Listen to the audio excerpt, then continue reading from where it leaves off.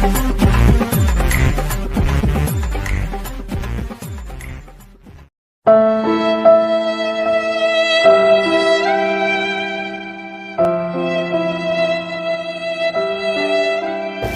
আমি তোমার জন্য বাড়ি থেকে ভাত নিয়ে এলাম, ভাতটা খেয়ে নাও।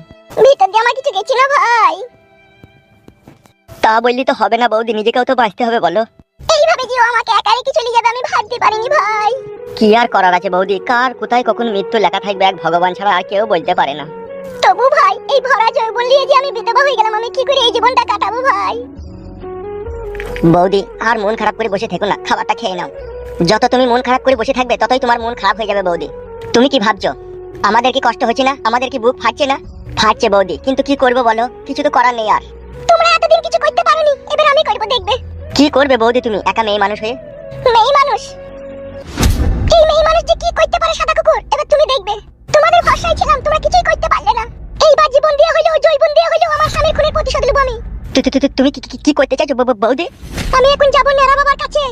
নেড়া বাবা মানে সে কুখ্যাত গুন্ডা সন্ত্রাসী, রাস্তায় মানুষকে কুপিয়ে খুন করে সে?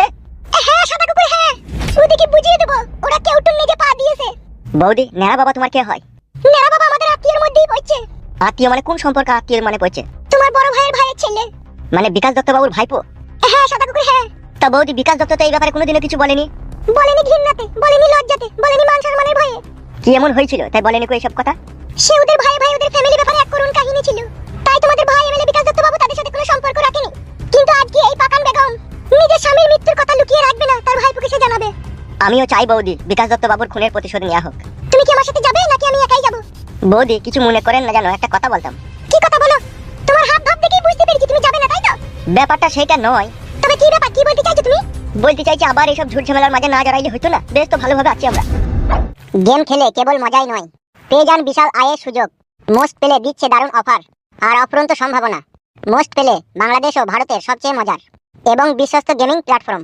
রেজিস্ট্রেশন করলেই পাবেন 500 টাকা ফ্রি বোনাস, বন্ধুদের রেফার করলে আনলিমিটেড 1200 টাকা বোনাস, জন্মদিনে স্পেশাল গিফট 2000 টাকা পর্যন্ত, দৈনিক পিজি স্টলে 10% ক্যাশব্যাক বোনাস, দৈনিক 650% স্লট বুট 13,000 টাকা পর্যন্ত। সবচেয়ে দ্রুত ও নিরাপদ লেনদেন বাংলাদেশে বিকাশ, নগদ, রকেট উপায় এবং ভারতের PhonePe, Google pay, UPI bank এর মাধ্যমে সহজে ডিপোজিট ও উইথড্র করুন। তো পিন করা কমেন্ট থেকে বিনামূল্যে মোস্ট পেলে অ্যাপে রেজিস্টার করুন, উপার্জনের যাত্রা শুরু করুন।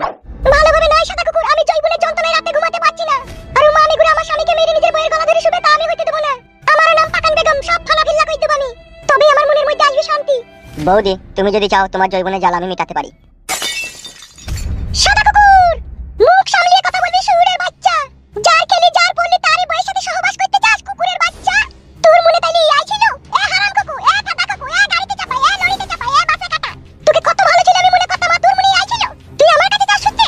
আমার তিন কুলা বাকুড়িটা কি এত সস্তা? এ কাটা কুকু বেটা, তুই ঘুরে দিবি? তুমি তো বলছো বৌদি আমার জৈবনের জ্বালালে আমি ছটফট করছি। এ মাল মুকু মাঙ্গে ছোড়া, তাই বলে তুই আমার জৈবনে জ্বালাবি টাবি নাকি? বেশ ঠিক আছে, ভুল হয়ে গেছে, অন্যায় হয়ে গেছে, আর কোনোদিনও বলবো না। বেরো, বেরিয়ে যা তোমার বাড়ি থেকে। তোর মুখ আমি কোনোদিনও দেখতে চাই না, তোমার তিন সীমানায় পা দিবি না, বেরো, বেরিয়ে যা আমার বাড়ি থেকে। মাল মুকু মাঙ্গে ছোড়া ফাদা কুকুর বেটা, সুযোগ নিতে চাই। তোদের মনে মনে তাইলে এই ছিল? এ মানিগু, মানিগু তোর বুককে লাত মারবো তুই যদি আমার বাড়ি ঘর আর কোনোদিন আসিস। পাকান বেগমের ফুটে মনে যে সস্তা ফাদা কুকুর বিচ্চা, কত বড় বুকের পাট্টা আমার কাছে এসে শুনবে। মাল মুকু মাঙ্গে ছোড়া, নেড়া বাবা, আর আমার কিচ্ছু করার নেই তোমার কাছে যাওয়া ছাড়া।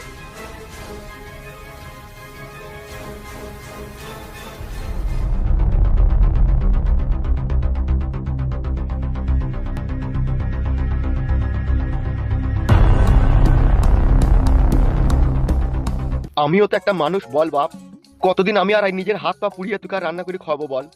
তুই এবার একটু নিজে বিবেক কর বাপ। আমি তুই জন্য একটা ভালো মেয়ে দেখেছি, সেই মেয়েটাকে তুই বিয়ে কর। ঘরে বৌমা আসবে, একটা ফুটফুটি বাচ্চা হবে, তাকে আমি খেলা করবো, কত আমার আনন্দ ফুর্তি লাগবে রে। মস্তানি করলি তো 2-4 বছর করলি তো, আবার কি বল? এবার একটু বিবেক কর বাপ। আব্বা গো, আমি একজনকে জীবনে ভালোবেসেছিলাম, তাকে যখন পাইনি আমার আর বিয়ে করার কোনো ইচ্ছাই নাই মনে। বালের কথা বলছিস নাকি তুই? একটা মেয়ে ছেলে তোকে ধোকা দিলি বলি দুনিয়া সব মেয়ে তোর কাছে খারাপ হয়ে গেল নাকি? ও খারাপ ভালো যে যেখানে আছে আছে আব্বা, আমি বিয়ে করবো না। ই কি রে, পরশুদিন দেখতে আসবি জি তোকে। আমি বিয়ে করবো না আব্বা, তুমি আসতে মানা করো। ওই রকম কথা বলিস না হামসাফার, আমার একটা মান সম্মান আছে তো নাকি বাড়া? বিয়ে করবো না আব্বা, তুমি বুঝতে পারছো না কেন? ওবে আমি সব বুঝি, এর কপালি চুদা। তুই কি আমার থেকে বেশি বুঝিস নাকি? তুমি কি জোর জবরদস্তি করে আমার বিয়ে দেবা নাকি?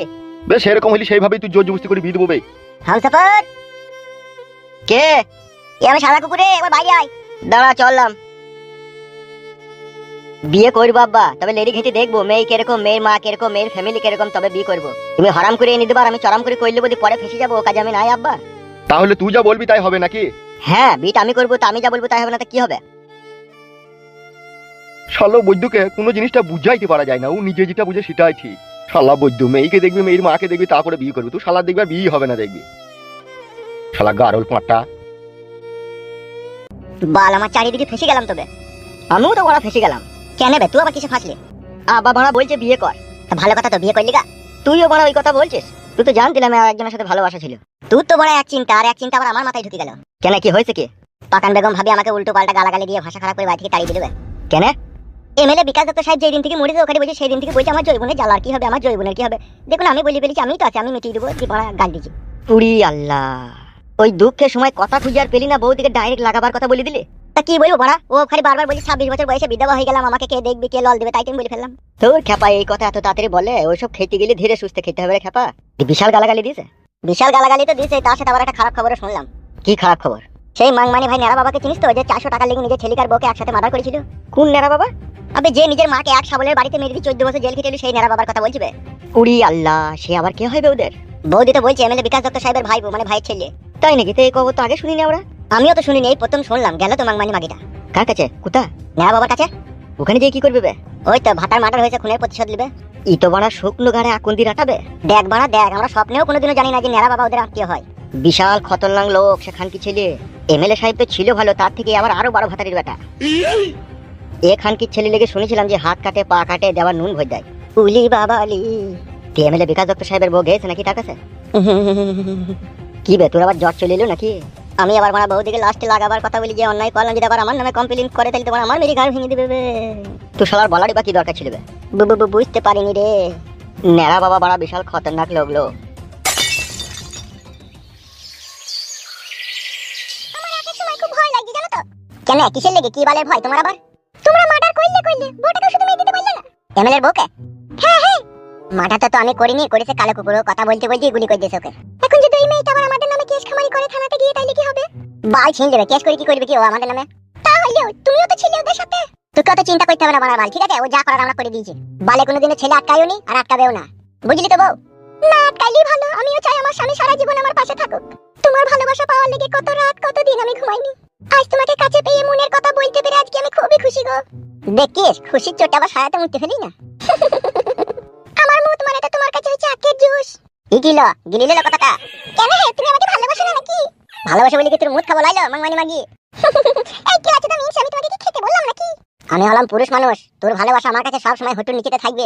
তুই যেন সেই ভালোবাসাকে হুটুর উপরে ওঠার চেষ্টা করাই না আমাকে। ভাত রান্না হয়ে গেছে? হইছে, বাল আমার মা আইছে। ইগিয়ে আমার মনটা খারাপ হয়ে গেল কেন? তা তুমি বললে কেন? মাংমারানি কেলা আছে তেমনি যে মুমের পুতুল, কিছু বললি খেটে মুড়ি গলি যায়। নাই হাত বলাইতে যখন পুলিশ চুল কাটা ধরে টেনে দেবো না, তখন বুঝতে পারবি ভাত আর কি জিনিস। বাল মুখে ভাতা তুমি আমার। ইগিরে ইকিরে মারাইছো, কতদিন পর তোমার কাছে এসে আদর করে পাশে বসলাম, কোথায় একটু ভালোবাসা দিবে নাকি? খাটি সব সময় উল্টো পাল্টা কথা। ভালোবাসা মানে রাস্তায় পড়ে গেছে লাই, চাবি হাত থেকে বালতি করে ভরে এনে দিয়ে দেবো। ভালোবাসা দেওয়ার টাইম হচ্ছে রাত্রি 10টার পরে। এক কোটো নারকেল সালিমার তেল এনে 2 ফুটা দিয়ে দেবো, কিচিং করে দিয়ে দেবো। তাকে বলে ভালোবাসা। এখন দিনের বেলা কিসের ভালোবাসা? এখন ভাত তরকারি হয়েছে নাকি দেখ, আমি খাবো। এই ঝুমা, বল। এই ভাত হয়ে গেছে, জমা বাবা যা, তুই চলে আয়। যাচ্ছি, চলো ভাত হয়ে গেছে, খেয়ে নাও গা। চ